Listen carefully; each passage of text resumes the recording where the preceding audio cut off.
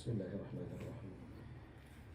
Alhamdulillahirabbil alamin wassalatu wassalamu ala asyrafil mursalin wa ala alihi wa ashabihi wa man tabi'ahum bi ihsanin ila yaumiddin. Subhanaka la ilma lana illa ma 'allamtana innaka antal alimul hakim. Rabbi shrah li sadri wa yassir li amri wahlul 'uqdatam min lisani yafqahu qawli. Rabbi yassir wa la tu'assir bika min khairin qala.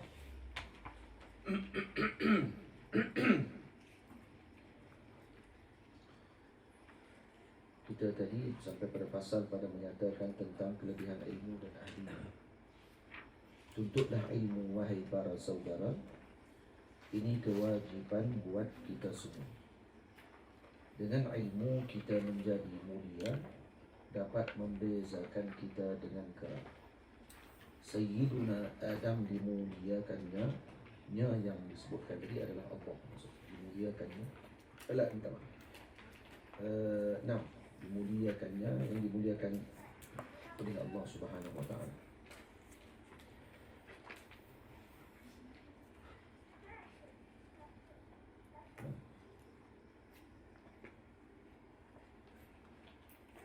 La.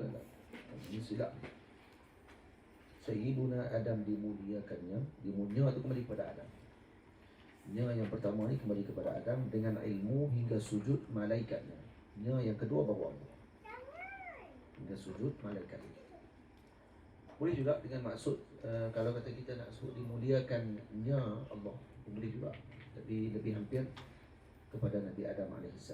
Jadi nun pada huruf N pada yang tulisan Rumi sebaiknya dikecilkan. Jadi Sayyidina Adam AS dimuliakan oleh Allah Subhanahu, dimuliakan beliau oleh Allah Subhanahu wa taala dengan sebab apa? Dengan sebab ilmu. Dengan ilmu hingga sujud malaikat. Jadi dengan bisababil ilm, maksudnya dengan sebab ilmu. Jadi bila mana Allah Ta'ala sebut dalam Al-Quran, wa idh qulna lil malaikati isjudu li Adama fasajadu illa iblis. Peristiwa bersujud tadi berlaku setelah wa'allama Adam al-asma'a kullaha. Jadi peristiwa itu berlaku setelah mana diajarkan oleh Allah Ta'ala kepada Sayyidina Adam AS dengan asma'a kullaha. Di al-asma'a kullaha dengan makna lughah di situ. Dengan lughah semuanya diajarkan kepada Sayyidina Adam AS, dan dengan lughah lah wasilahnya kepada ilmu. Karena wasilah kepada ilmu adalah dengan lughah. Dan bila mana Allah Ta'ala sebut dalam Al-Quran wa 'allama Adam al-asma'a kullaha, didahulukan dengan al-asma', iaitu dengan lughah lebih dahulu kepada Nabi Adam AS. Maka maksudnya di sini permulaan bagi seorang tersebut untuk menuntut ilmu mesti dia kuasai ilmu. Apa sahaja ilmu? Kalau ilmu dalam bahasa Arab, maksud kena kuasai ilmu bahasa Arab. Kalau untuk kuasai kitab-kitab Taurat dalam bahasa Jawi, kena tahu bahasa apa ni, qaum tersebut, bahasa Jawi dan sebagainya. Sayyiduna Adam dimuliakannya dengan ilmu hingga sujud malaikatnya. Ini kepada Allah. Baik. Sedangkan ulama kata Nabi Sayyidina Adam AS diarahkan oleh Allah untuk sujud kepada Sayyidina Adam AS. Sebagian ulama kata kerana melihat pada Nabi pada Sayyidina Adam AS pancaran nur baginda Rasul sallallahu alaihi wasallam. Dan baginda adalah hamba Allah Ta'ala yang paling berilmu. Jadi dengan ilmu dimuliakan. Dengan ilmu malaikat sujud. Dengan ilmu Allah Ta'ala memuliakan umat Bani Adam ini. Maka kerana itu tidak ada sesuatu yang mulia melainkan ilmu. Ilmu itu penyelamat di dunia, di akhirat pasti beroleh bahagia. Bukti ilmu sesuatu yang berharga diminta oleh baginda tambahannya. Jadi bukti kata ilmu berharga. Karena baginda Rasulullah SAW tidak meminta sesuatu dengan tambahan melainkan perkara tersebut berharga. Nabi tidak minta Allahumma zidni mala, Allahumma zidni jaha. Nabi tak minta, ya Allah tambahkan aku harta, tambahkan aku dengan kedudukan. Allahumma zidni dinaran wa dirhama. Tak. Nabi sebut kepada Allahumma zidni ilma. Apa dia doa Sayyidina Imam Syirazi? Doa dia, Allahumma la tashghalni bisyaghil wa la taqta'ni 'anil 'ilmi biqati'. Allah, jangan aku disibukkan dengan sesuatu yang menyibukkan, dan jangan aku diputuskan dengan sesuatu yang memutuskan aku dengan ilmu. Jadi itu doa beliau dalam setiap subuh, doa dalam qunut. Qunutnya Sayyidina Al-Imam Syirazi radhiyallahu anhu, sahibul Muhadzab, adalah dengan doa dengan ilmu. Ini doanya para salihin, doa para awliya Allah Ta'ala. Lazatnya ilmu tersebut. Kita doa kepada Allah, moga kita diberikan kelazatan dengan ilmu. Jadi bukti ilmu sesuatu yang berharga diminta oleh baginda tambahan ilmu. Dia kembali kepada ilmu. Itu bukti kepada ilmu itu berharga. Lalu Nabi minta dalam hadis, Allah mazidni ilmu. Ya Allah, tambahkan aku dengan ilmu. Baik. Cukuplah tentang kemuliaannya, si jahil gembira dinisbahkannya. Jadi cukuplah tentang kemuliaannya, kembali kepada ilmu pula. Cukuplah tentang kemuliaan ilmu, bila mana si jahil gembira dinisbahkan kepada ilmu.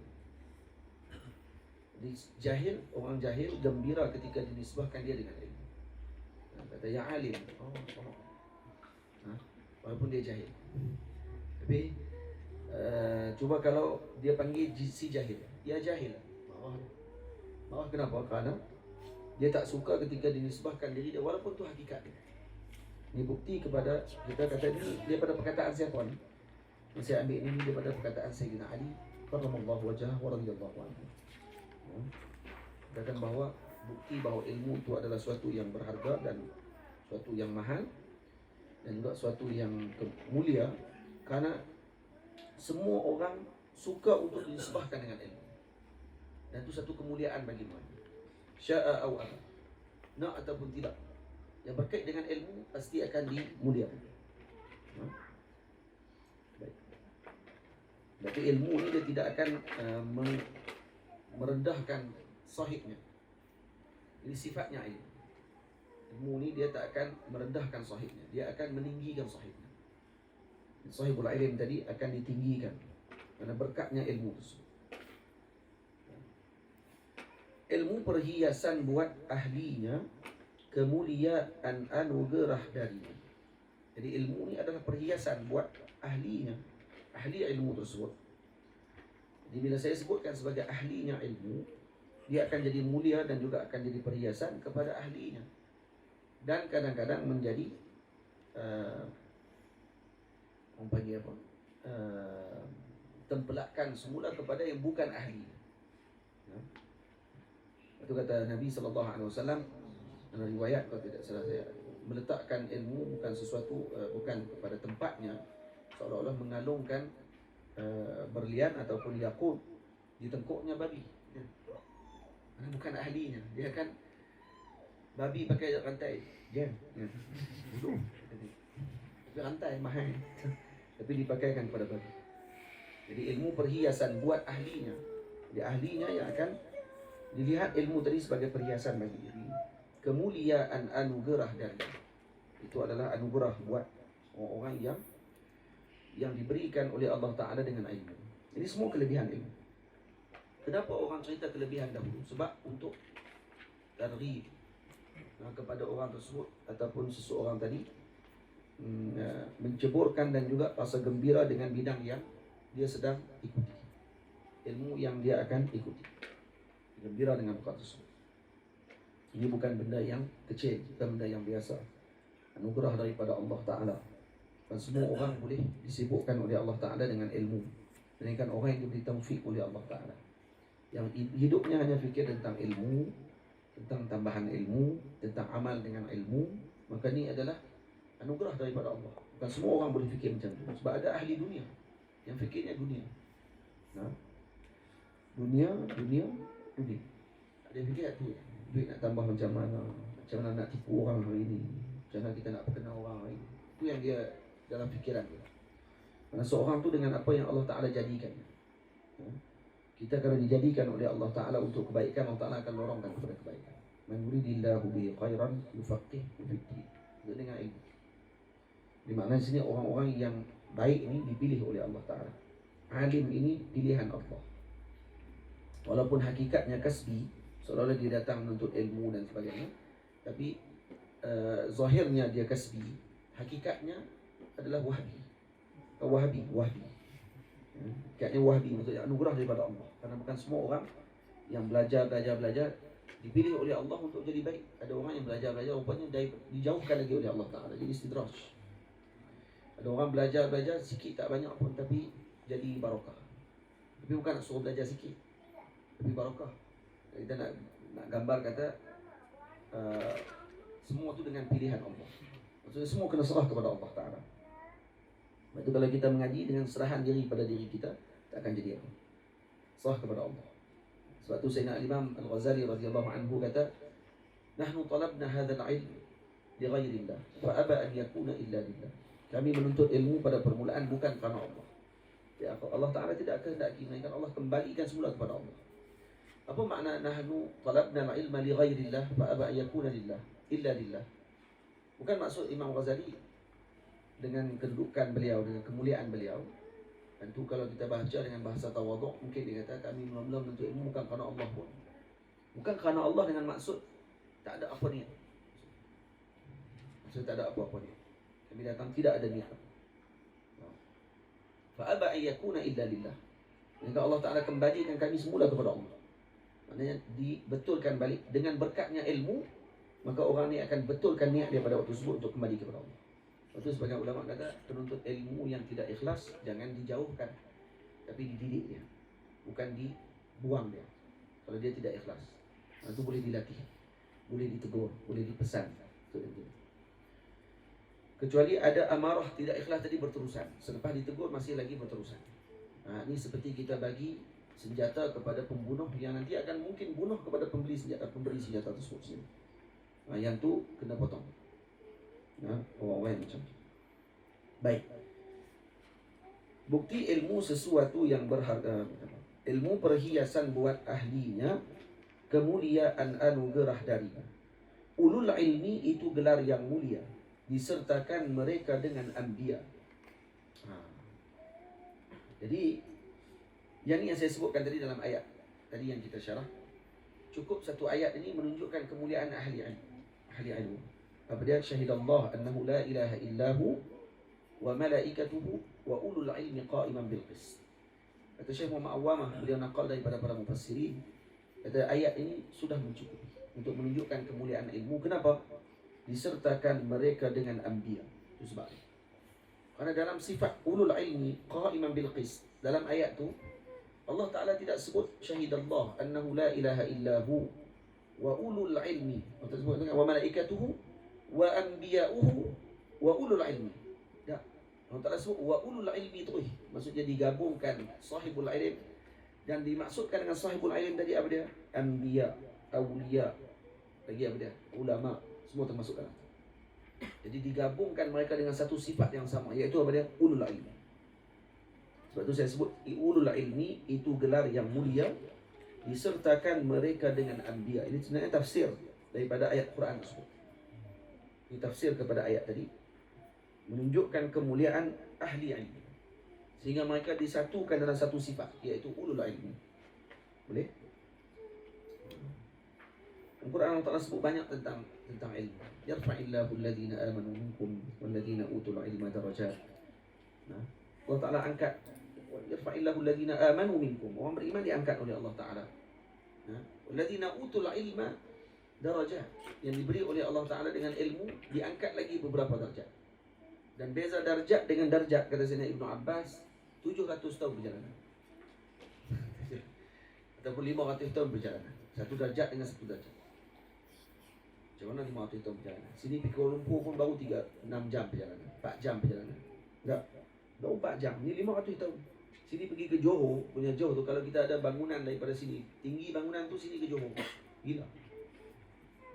Gunung Himalaya pun orang naik berapa belah hari je, 15 hari. Kan 500 tahun orang naik 15 hari sampai ke atas. Seminggu, 2 minggu sampai di atas. Ini 500 tahun di antara darjat dengan darjat. Bagaimana keadaan pada waktu itu? Jauh mana?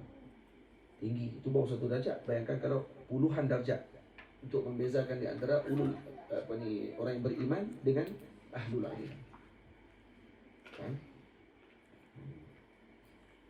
Sebab tu kata ulama, sebagian ulama kata, kalau kata melihat kepada alim melihat kepada alim sahaja pun dah dapat pahala. Dikira sebagai salah satu daripada ketenangan ibadah. Bagaimana menjadi alim itu sendiri? Selain daripada kemuliaan, ya susah, tetapi disertakan oleh Allah Ta'ala dengan kemuliaan dan ditinggikan darjat mereka oleh Allah Ta'ala. Berkat apa? Berkat ilmu. Mereka bagai bintang yang gemerlapan,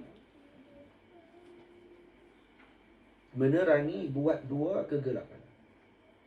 Jadi mereka ini bagai bintang yang bergemerlapan. Jadi para aulia, para ulama ini, mereka seperti bintang yang bergemerlapan yang menerangi buat dua kegelapan. Apa dia dua kegelapan tersebut? Saya sebutkan pada bait dan seterusnya. Kejahilan, kezaliman dihapuskan. Itu dua kegelapan. Yang kegelapan pertama, kejahilan. Jadi para ulama menerangi umat ini daripada gelapnya jahil, sehingga masuknya mereka ke dalam cahayanya ilmu. Dan juga menerangi mereka daripada gelapnya zalim kepada cahayanya adil. Yang mana yang boleh jadikan mereka tersebut, yang boleh bimbing kepada ke arah cahaya tadi? Ilmu. Kerana itu para ulama menyuruh kita mulakan pengajian pada hari Rabu. Jadi sebab kita hari ini jadual kita padat, start hari Ahad kat Muar. Patutnya mula hari Rabu. Hari Rabu sebab apa? Sebab hari Rabu adalah harinya cahaya. Hari dijadikan cahaya. Beza dengan hari Selasa. Hari Selasa hari ke-8. Hari Rabu dijadikan hari cahaya. Hari cahaya dimulakan dengan majlis ilmu. Kenapa? Kerana ilmu itu cahaya. Nurun ala nur. Gabung pula dalam majlis ambil wuduk. Wuduk tu cahaya. Nur ala nur lagi.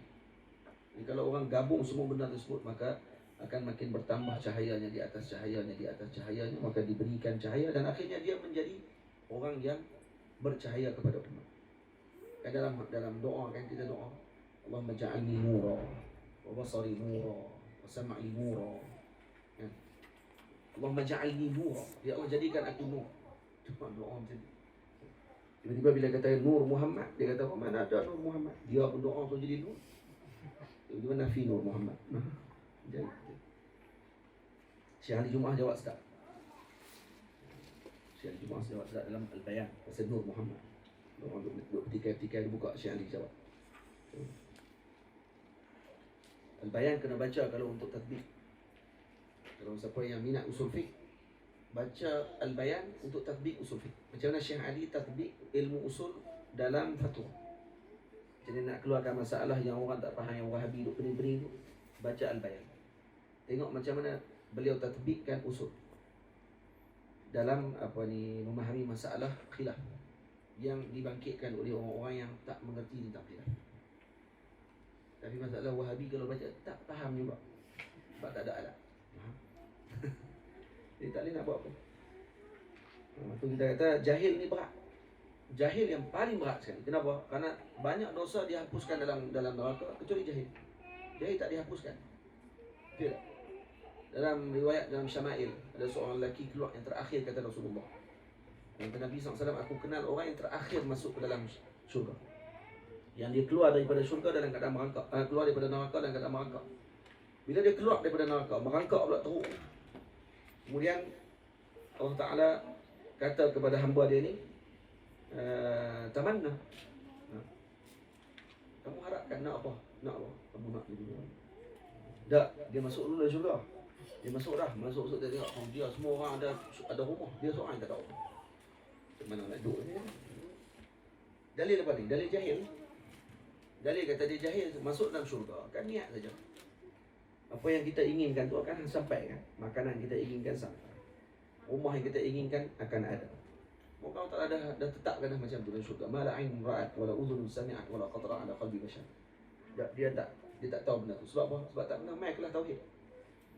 Dia tak pernah mengaji bab syurga. Dia macam mana nak tahu? Dia masuk-masuk tengok. Oh, dia orang ada rumah dah, aku seorang tak ada. Keluar balik. Mana ada orang nak keluar pada syurga? Dia keluar. Keluar balik. Ya Rab.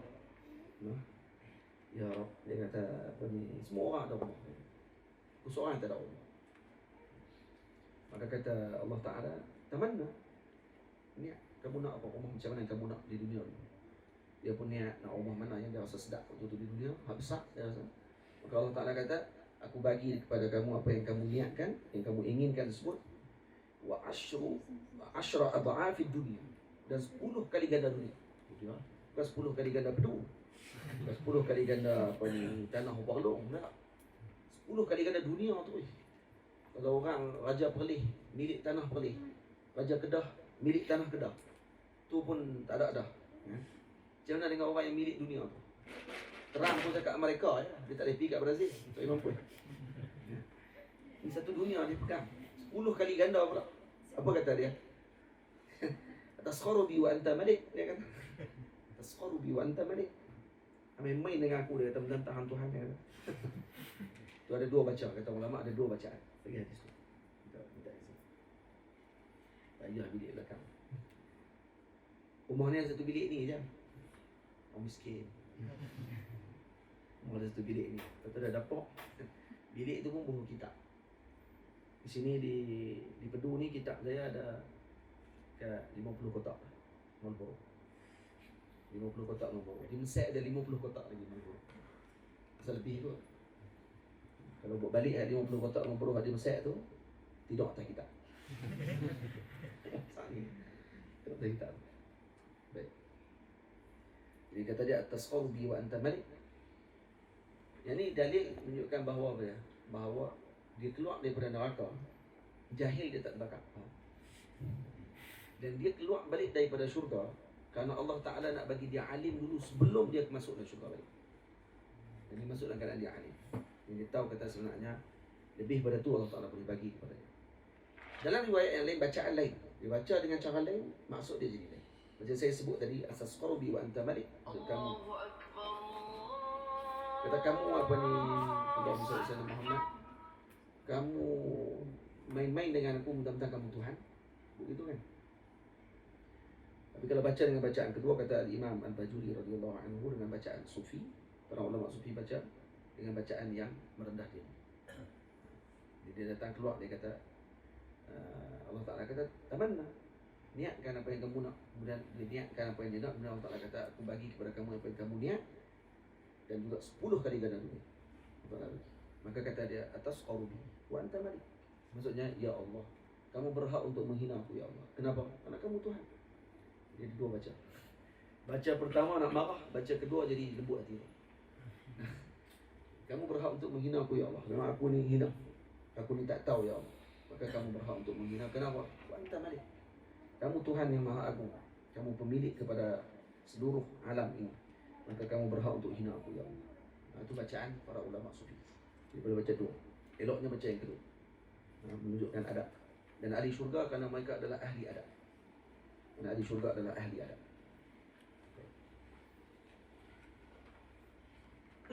Dan kalau kita faham dengan hadis itu juga, menunjukkan bahawa ahli syurga tidak ada yang jahil. Tak boleh masuk syurga dalam keadaan jahil. Mesti alim. Mesti dia alim. Tahu. Baik, kejahilan, kezaliman dihapuskan, dimusuhi si jahil dan juga syaitan.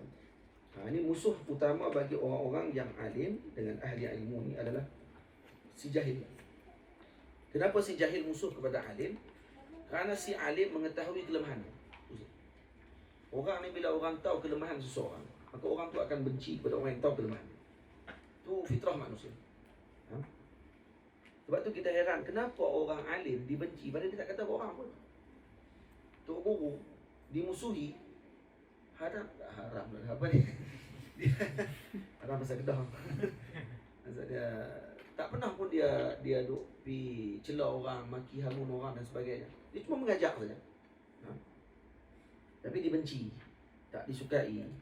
Dihantar apa ni? Tak payah kata orang lain, Rasulullah sallallahu alaihi wasallam. Tak ada makhluk Allah Taala yang paling agung melainkan baginda Rasul.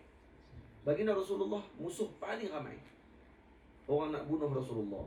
Hanya kerana Nabi sallallahu alaihi wasallam seru mereka kepada agama. Musyrikin kata Rasulullah, kenapa kami musuh dengan dia? Sebab dia hina Tuhan kami. Itu semua propaganda. Mana Nabi hina Tuhan ni pun. Ada Nabi kata, apa tu sembah apa ni batu bodoh apa. Ada Nabi kata, cakap pelih. Nabi bukan kata gitu. Nabi bukan duk kata duk apa ni? Abu Jahal tu bengong. Sembah batu bodoh. Ada kata itu? Tak kata begitu. Nabi ajak kepada Allah Taala. Sebut la ilaha illallah. Nabi kata apa dalam hadis? Nabi kata, kalau aku bagi tahu kepada kamu di belakang bukit wadi yang kamu nampak sekarang ni, nampak depan mata, ada di sana tu tentera musuh berkuda yang akan datang serang Mekah. Kamu percaya dengan aku? Dia pun tengok. Dan kalau tak tengok pun dia kata, nampak depan mata, tak ada pun dia kata kami percaya. Kalau kamu sebut kami tak nampak pun kami percaya. Kami tahu tu punya percayanya dengan Rasulullah. Bila Nabi kata, ada aku utusan Allah Ta'ala, seru kamu kepada Allah, jauhkan kamu daripada neraka. Mudah bangkit Abu Jahal. Tabbalak, dia kata. Alihada jama'tana, hanya kerana ni kamu kumpul kami. Tabbalak. Hanya tabbat yada Abi Lahab. Baik, kenapa dia tabban kepada Sayyidina Rasulullah SAW? Karena yang pertama, dia tahu kata Nabi dengan ilmu, dengan apa anugerah yang Allah Ta'ala bagi, ada banyak benda nanti yang akan hilang daripada dia. Dia tak pasti. Dan kerana tu dimusuhi para ulama. Karena ulama diketahui bahawa mereka tahu penyakitnya umat, dan syaitan paling tak suka dengan orang yang tahu penyakit umat. Kerana bila tahu, payahlah kami nak buat kerja. Kami ni nak bagi penyakit tu. Dia tengok ulama duk pergi halang penyakit tu, mana boleh. Maka akhirnya siapa yang dia akan paling dekat sekali, yang dia akan paling suka untuk dia nak cucuk? Si jahil. Maka kerana si jahil ni adalah temannya syaitan yang paling rapat. Maka nak mengelakkan daripada berkawan dengan syaitan, yang Allah Ta'ala sebut dalam Al-Quran, inna syaitana lakum aduun fattakhidhuhu aduwa. Allah Ta'ala suruh ambil musuh, maka jauhkan daripada jahil. Itu ya. Jauhkan diri daripada jahil, maka jauh kita daripada syaitan. Masalah dia orang suka dengan perkara tersebut, maka maksudnya dia suka dengan syaitan. Itu. Sebab itu jangan jadi jahil. Dan jangan rasa senang dengan ilmu, dengan seronok apa yang kita ada saja. Tak kena tambah. Sebab ilmu ni dia tak akan rasa cukup. Tak akan rasa cukup dengan sendiri. Orang yang rasa cukup dengan ilmu, maknanya ni orang yang tak cukup otak ni. Tak cukup. Baik. Tamhid. Yang ni perkara asas yang diperlukan penuntut ilmu. Selesai nak tu pasal pada menyatakan tentang kelebihan ilmu dan ahli. Kita dah tahu ini ringkasan saja daripada apa yang dibahaskan oleh para ulama. Banyak lagi, ada hadis, ada riwayat para ulama, ada syair yang cerita berkenaan dengan kelebihan ilmu. Tapi ini sekadar sekurang-kurangnya kita dapat faham apa yang telah disebutkan oleh para ulama secara ringkas dalam bentuk. Sebab itu syair, kenapa saya suka dalam bentuk syair? Kerana syair lebih ringkas dan kita bagi hanya poin sahaja untuk kita mudah ingat. Baik, kemudian tamhid, perkara asas yang diperlukan penuntut ilmu. Ini sebagai orang panggil permulaan. Sebelum kita masuk pada perbahasan yang berat, ada syarat dia. Dia orang panggil pengarahan. Kita boleh buat tu umum. Bila nak ambil dia pengarahan. Ada ni pengarahan. RM2, RM3, 2 duit. Ada 2 duit. Mana ada? Ada. Pengarah dia ada hujung. Kan dia boleh pakai pun tak tu. Tapi dia ni pengarah dia ni. Pengarah bagi ilmu ni ni. Ada yang ni, insya-Allah yang belakang ni akan mudah semua. Syarat dia kena ada 4 asas ni yang kita sebutkan, yang telah disebutkan oleh ulama. Alatul ilmi arba'un. Alat ilmu itu ada 4. Syaikhun fattah, aqlun rajah, kutubun sihah, da'bun wa ilhah. 4 perkara tersebut yang saya sebutkan dalam bentuk syair, makna keempat-empat perkara tersebut. Apa dia makna dia? Hai saudara yang ku cintai semua, asas tuntut ilmu itu 4 jua. 4 asas yang utama. Ini alat ilmu. Asas yang saya maksudkan sini adalah alatnya. Alatul ilmi arba'. Syaikhun fattah, guru pembuka utama. Ini yang pertama. Kena ada guru. Yang ini disebut manhaj. Nah, yang ini disebut, minta maaf, ini disebut arkanul ilm, rukun bagi ilmu. Ada sebagian ulama jadikan 4 ini sebagai rukun ilmu. Ada sebagian ulama lagi jadikan 5. Antaranya Syekh Ali Jumaah kata ada beberapa perkara yang dijadikan sebagai rukun ilmu. Yang pertama, guru, Syekhul Fattah. Yang kedua, murid. Yang ketiga, alat. Nah. Yang keempat, manhaj. Yang kelima, bi'ah, suasana ilmu kena ada. Suasana yang kondusif, yang maksudnya sesuai untuk tuntut ilmu. Sebab tu kita tak tuntut ilmu, sekat kadang nak sembang santai dekat kedai kopi, boleh lah. Buat kat Starbucks, lepas tu duk buat macam panggil apa? Panggil apa? Liqa'. Yang dia duk buat sembang tu, sembang maqasid tu kan. Liqa' maqasid. Lepak pula lagi hebat. Lepak maqasid hebat. Dia nak erti maqasid ni kena erti usul fiqh. Bukan nak pergi lepak ikut dan itu. Tapi dia nak pergi nampak santai, nampak syok, nampak elegan sikit, nampak lain daripada yang lain. Sebab ada orang yang macam tu jiwa. Dia tak mau ni main masjid, tak mau, main pondok tak mau, tapi cuba buat di hotel. Benda yang sama sebiji disampaikan, tapi buat di hotel, suasana berbeza, baju lain sikit. Bayar 2,000 pun main. Dia. Tapi cuba buat di masjid, pakai kain belekat ya. Bahasan yang sama, lebih mendalam, tak main. Tak boleh. Masjid free. Kita buat bayar. Tak kena buat di hotel, kena duduk meja bulat. Macam itu ada orang serve ayam. Orang Pedu panggil A. Jadi apa ni, serve apa lagi macam-macam. Baru dia rasa shock betul, dia rasa tebah. Ada orang jiwa dia macam tu. Tak apa. Yang penting ada suasana, ada biar ilmu. Biar ilmu yang kondusif. Tapi syarat dia kena ada 4 lagi atas tu. Bi'ah saja tu, cari bi'ah. Suasana elok, guru tak ada. Yang dia. Suasana punya elok buat dah. Zawiyah ada 2 tingkat, baru anak murid lari. Tak jadi. Tu guru ada, anak murid tak ada. Kacau. Jadi kena ada syekh, kena ada murid, kena ada manhaj, kena ada alat. Alat apa dia? Kitab, pen, semua tu alat lah. Itu panggil alat juga. Dan kemudian yang kelima apa dia? Bi'ah, suasana. Tapi dalam ni ada 4 disebut. Syekhul Fattah yang pertama, guru pembuka utama. Aqlun rajah, akal bijak penyempurna. Aqlun rajah, akal rajah. Jadi akal ini ada 2 jenis, kata Syekh Muhammad Awamah hafizahullah ta'ala dalam kitabnya. Ini dalam, saya baca sikit. Sebab dia kata akal ni ada 2 jenis.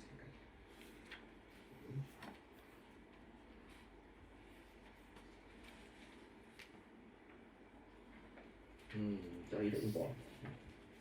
Saya tak cari impor. Tengok datang ni. Dia ada akal, dipanggil akal kasbi dengan akal wahbi. Akal kasbi maknanya akal yang diberi dengan kasbun. Maksudnya dengan cara kita mengerasah akal kita tersebut. Ada akal dipanggil aklun wahbi. Ini akal anugerah daripada Allah Subhanahu wa ta'ala. Dia panggil zakat. Dalam bab akal ni aklun rajah, maksudnya az-zakat. Disebut, sebab tu Syekh Muhammad Awamah sebut ni ma'lamus thalith.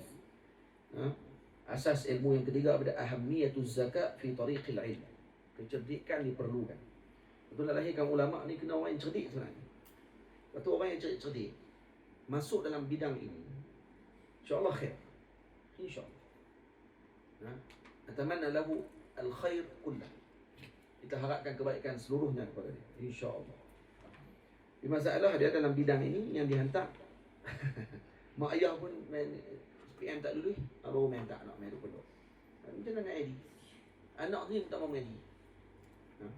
Tapi sebab tu kita kata kemungkinan ada yang tak apa nak erti, tapi dia minat. Itu zakat juga tu. Bagi zakat kasbi. Atau dia nak kena usaha. Ini dia panggil ahamiyatuz zakat bi tariqil ilm. Usat 76.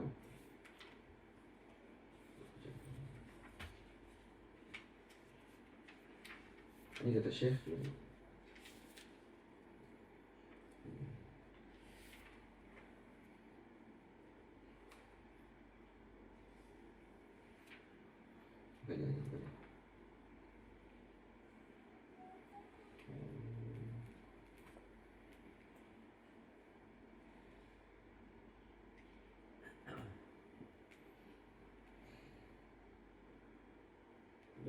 di sini, tapi tak apa, dia baca juga ni pun.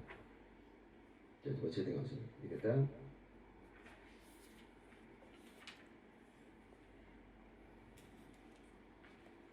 di atas sini az-zakat sur'atul fitnah. Maksudnya terlalu cerdik, cepat faham. Wa hiddatul fahmi. Maksudnya tajam fahamannya. Wa hadhihi al-maddatul lughawiyyah. Ini ada. Kama qala Ibn Faris tadullu ala hiddati fil syai'. Wa zakat zakaan. Zakat ada dua jenis zakat. Wahbiyun qilqiyun yuladu alaihi ba'dun nas. Maksudnya zakat yang wahbi, yang diciptakan oleh Allah Ta'ala sejak daripada dia lahir. Beranak cerdik. Wajar lah. Dia cerdik lah. Jenis. Wa zaka'un kasbi yatazayadu ma'a umuril insani wa khawdihi ghimar al-hayati wa tajaribiha. Maksudnya zakat kasbi ini akan berlaku dengan bertambahnya umurnya dan juga jika mana dia tenggelam di dalam kehidupannya dan juga tajribah. Maksudnya dia kena ikut dengan kehidupan. Pengalaman dia akan bertambah, maka akan bertambah zakat kasbi. Jadi zakat ada dua. Zakat kasbi dengan zakat wahbi. Kama anna zakat al-wahbi yakhtalifu min qawiyyin fa aqwa. Zakat wahbi pun ada banyak juga jenis. Ada yang kuat dan ada yang lebih kuat. Ada yang jenis, ada yang sangat jenis. Maksud ada yang macam tu. Jadi macam Imam Syafi'i radhiyallahu anhu ni zakat wahbi yang boleh faham tu. Tengok kitab dua-dua sekali masuk. Otak dua-dua berfungsi.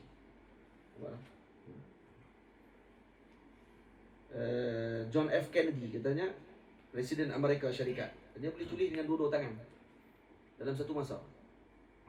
Dan boleh buat dua kerja dalam satu masa. Contohnya ada ilmu hisab, matematik, satu lagi bahagian bahasa Inggeris. Dia boleh buat dua kerja.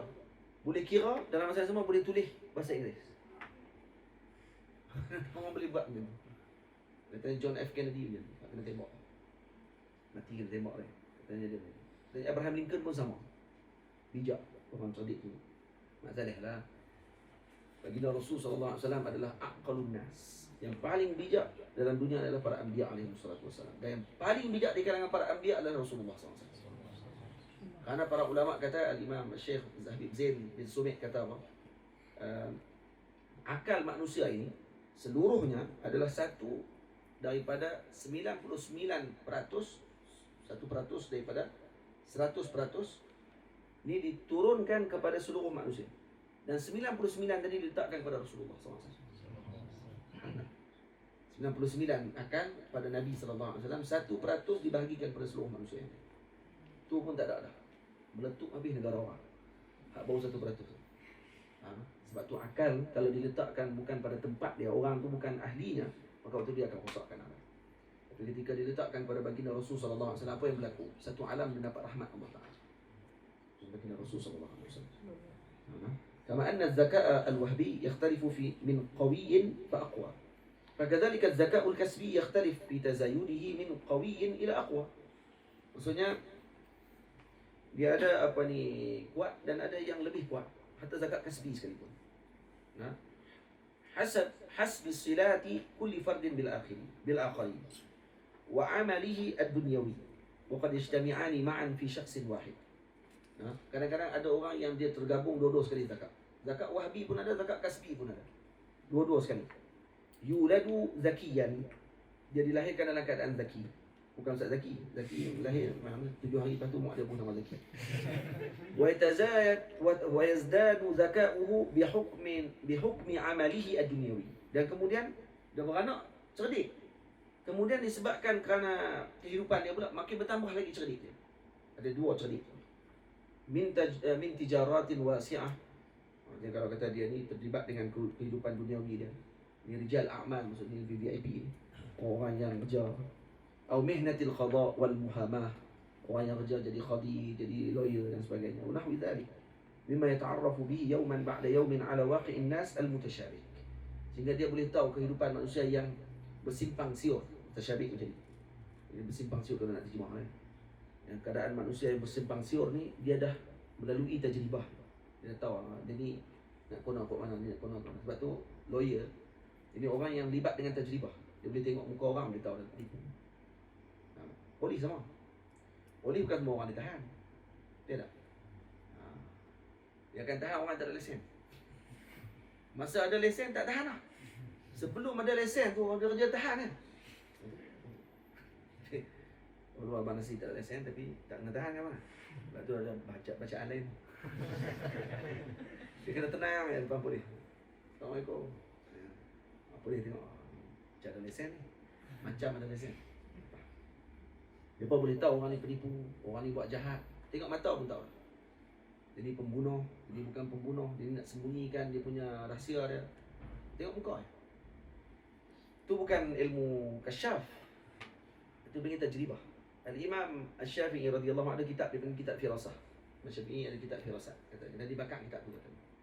Allah A'lam. Tu hari kata Imam Syafi'i apa ni, dia tengok ada seorang hamba, seorang lelaki masuk dalam masjid. Tengok orang, kemudian dia nak keluar. Kemudian Imam Syafi'i panggil dia. Biasa. Kamu cari hamba kamu? Ada dengan tu anak murid Imam Syafi'i ada. Kamu cari hamba kamu? Dia kata, ya. Hamba kamu kulit hitam, betul tak? Betul. Kemudian dia ada tanda kat pipi sebelah kanan, betul? Ya, betul. Imam Syafi'i kata dia duduk dalam penjara. Dia cari dia. Pipi cari sungguh dalam penjara.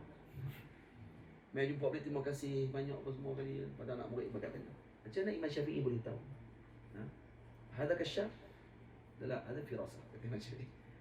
Aku tengok dengan tajribah. Baik, macam mana Imam Syafi'i boleh tahu? Ni mantik. Imam Syafi'i kata aku tengok dia masuk tadi dalam keadaan kalut. Kemudian dia pergi tengok dekat orang yang tengah tidur dalam masjid. Dan yang tidur tu semua hamba. Dan aku tahu kata dia cari hamba. Dan dia tak pergi cari yang hamba putih. Orang putih-putih dia tak pergi tengok. Dia tengok hitam. Maksud dia cari hamba dia hitam. Kemudian dia duduk tengok belah kanan. Maknanya ada hamba ni ada tanda dekat kanan bahagian orang tersebut. Kemudian aku tahu hamba ni kalau beberapa hari dah hilang, dia takkan buat kerja lain, dia kena curi. Lepas tu dia kena tangkap, masuknya. Dia suruh pergi penjara. Rupanya ada di penjara. Ya, walaupun kita kata, weh, dah turun bukan senang nak teka tu. Jadi Imam Syafi'i dia campur dua, ilmu dengan kasyaf sekali dulu. Kerana dia pun wali Allah Ta'ala. Sebab kita pun kalau teka-teka jam juga. Dia tak cari tu. Cari hamba dah. Boleh. Dia kata bijak Imam Syafi'i radhiyallahu anhu. Cerdik ya. Baik. Syekh Ahmad Mamduh pernah cerita kat saya. Dia kata antara pengajian di Darul Ifta, dia ajar psikologi. Kadang-kadang dia kata ada orang mai kat kita dalam Darul Ifta, dia kata. Dia akan cerita benda yang dia tak akan tunjuk kata dia salah. Dia akan tunjuk kata dia betul. Biasa orang macam tu, duduk dalam mahkamah, oh, dia tak salah. Dia paling betul ni. Orang mana nak mengaku salah. Dia kata, Syekh Ahmad kata, biasa selalu main bab cerai lah. Cerai paling banyak tadi. Dalam masalah Darul Ifta ni yang paling banyak nak kena selesai masalah cerai. Orang tak main tanya masalah perniagaan ni macam mana, semua tu jarang. Ada lah. Biasanya dia berniaga dulu. Dia tengok dia rugi baru dia main tanya. Boleh tak perniagaan? Tapi cerai memang banyak sebab nak kena daftar. Jadi selalu nyamai, dia akan kata dia tak sengaja ceraikan bini dia. Dia tak sengaja tu, saya terlalu marah sangat malam tu. Dia kata terlalu marah. Ni hilang akal dah. Jadi kan hilang akal kan akan dia kata takut tak jatuh talak lah sebab dia hilang akal. Jadi Syekh Ahmad kata Darul Ifta akan diajak benda tu dengan tajribah. Jadi Syekh akan kata hilang akal. Ya hilang akal. Jadi dia tak itu talak lah. Dia kata tu lah kalau kata hilang akal tak itu talak lah kan. Dia talak bini dia 3 lah. Bukan 3, 1000. Aku talak hang 1000. 6,000. Syekh hari Jumaat pernah saya jumpa dalam majlis. Dia ada seorang Arab ni mai. Syekh nak tanya apa? Syekh tak. Kali ni berapa kali pula? Minggu lepas dah 60,000 dah hang talak. 60,000 talak gila. Aku talak 60,000. Dia minta kalbi. Dia minta kalbi. Panggil anak anjing tu. Kat bini dia. Majlis tu orang Arab. Lepas tu Syekh Ahmad kata dia pun akan tanya. Dia mula tanya waktu tu. Dia tak akan tanya. Ingat tak? Waktu bila hang talak dia? Malam ke siang? Dia kata malam. Dekat mana lah rumah hang talak? Dia kata kat ruang tamu ke, kat dapur ke, kat dalam bilik ke macam mana? Kata kat ruang tamu.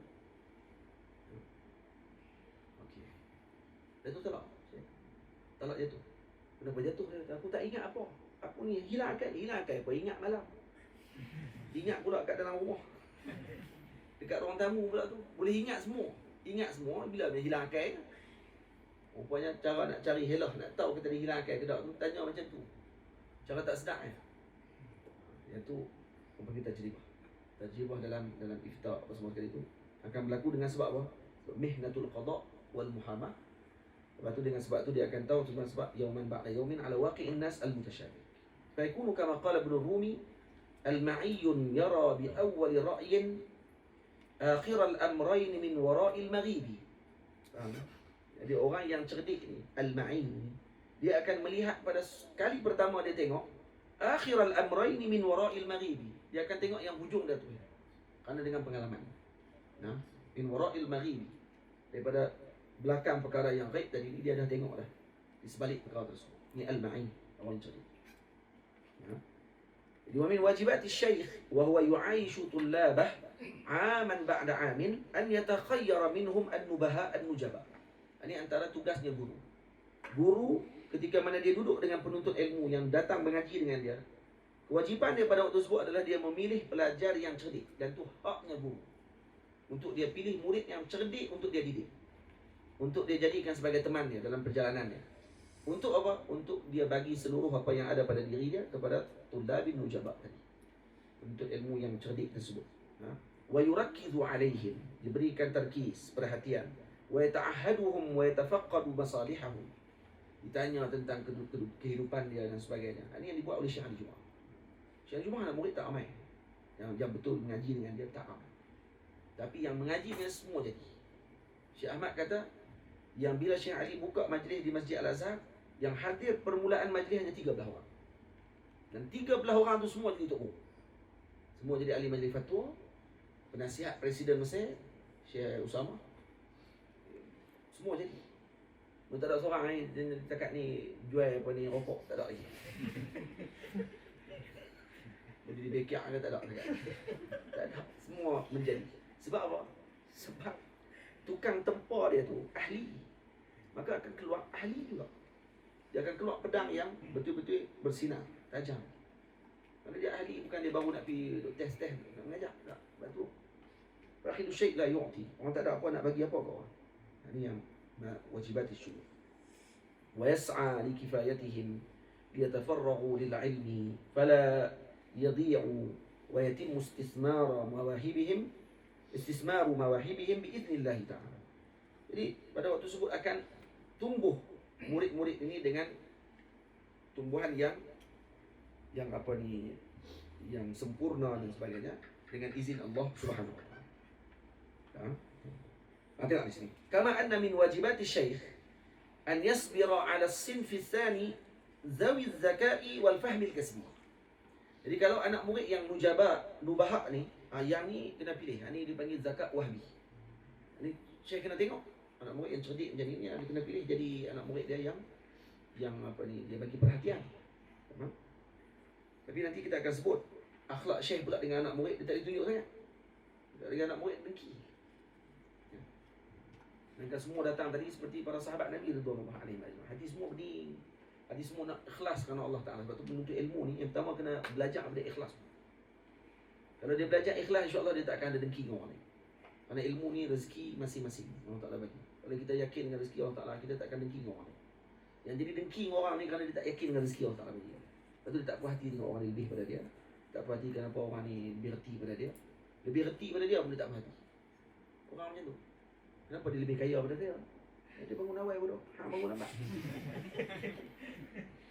Kambing bangun awal, Allah Ta'ala berkati. Anjing bangun lewat, Allah Ta'ala tidak berkati. Itu beza anjing dengan kambing. Dan kedua-duanya NG belakang. Kambing, anjing. Tidak. Kenapa kambing Allah Ta'ala berkati kehidupan kambing? Kerana kambing bangun awal. Kambing tidur awal, bangun awal. Sebelum subuh bangunlah kambing. Tak main subuh ya. Main subuh malu kita. Tahajud lagi jam kita. Kami dia bangun awal. Anjing tak? Anjing tidur lewat, bangun lewat. Sebab tu kalau perasan, anjing pagi-pagi tidur, malam nyelok mata. Panggil anjing mampit. Mampir ada kerja dia. Ini dia. Kerja anjing. Ya.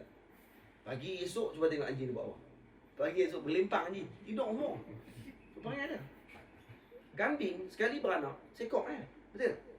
Kambing bukan beranak 10 ekor. Oh nak 10 ekor, syok lah belah kambing tu. Kambing beranak sekok Dek. Anjing sekali beranak 9 ekor. Tapi dalam rumah tak ada orang belah anjing 9 ekor tu. Anjing kalau beranak dalam rumah, ada orang belah dalam rumah dia anjing 9 ekor. Gila babi. Pening tu rumah. Kecil belah ni, berak belah ni semua. Kacau dia. Dia takkan belah anjing banyak-banyak. Dia akan belah anjing sekok satu rumah kan. Tapi kambing kalau dibelah satu kawasan 40 ekor orang belah. 50 ekor orang belah. Padahal beranak sekali beranak sekok. Betul tak? Dan tu kata ulama, ini rahsianya kambing diberkati oleh Allah Ta'ala kerana bangun awal. Sebab tu disebut oleh Imam Jabir, Imam apa ni, Jurdani radhiyallahu anhu dalam kitab dia. Baik, tak ada kaitan dengan zakat. Kerana kambing tak ada zakat apa. Jadi dia kasbi, istafidu minhum fala yadhi'u baik. Ni orang yang fahamnya kasbi, syekh pula kena sabar. يستفيد منهم فلا يضيع وقد أثبتت الأيام أن من صبر عليه أستاذه بلغ درجة عالية جدا في العلم. Karena ada sejarah menunjukkan bahawa orang yang gurunya sabar mendidik dia, maka dia mendapatkan kedudukan yang tinggi, sangat-sangat tinggi dalam ilmu disebabkan kerana sabarnya guru. Bukan kerana cerdiknya dia, kerana sabarnya guru mendidik dia pada waktu itu. Wa minhum man kana imaman. Ada di kalangan mereka yang menjadi imam besar. Ini disebut kat sini. Wa min akhbari man sabara alaihi ustadhuhu fa balagha mablaghan 'aliyan fil ilmi ma jaa fi tabaqat asy-syafi'iyyah. Ini dalam kitab tabaqat syafi'iyyah fi tarjamati, ini karangan Imam Sulki, fi tarjamati al-Imam Rabi' ibn Sulaiman al-Muradi, riwayat rawiyat al-Imam Syafi'i. Imam Rabi' bin Sulaiman al-Muradi ini rawi al-Imam Syafi'i. Imam Syafi'i sebut kata Rabi' Al-Muradi ini adalah perawiku yang akan meriwayatkan ilmu. Buaiti menggantikan aku, kata Imam Syafi'i. Muhammad bin Al-Hakam akan kembali kepada mazhab ayahnya, Maliki. Al-Imam Muzani kata-kata sebut lagi semua, dan semua jadi seperti mana Imam Syafi'i sebut. Dan Imam Syafi'i kata Buaiti akan dipenjarakan, kamu akan mati dalam penjara wahai Buaiti. Imam Buaiti wafat dalam penjara. Dan Imam Buaiti adalah pewarisnya Imam Syafi'i pada ilmu. Itu Mukhtasar Buaiti disyarahkan oleh Imam Juwaini jadi kitab Nihayatul Matlab. Mukhtasar Buaiti campur dengan Mukhtasar Muzani, gabung dua jadi Nihayatul Matlab. Buaiti haji. Dan Imam Muzani pernah berdebat dengan Imam Buaiti, dan Imam Syafi'i memenangkan Imam Buaiti kerana Buaiti lebih tua.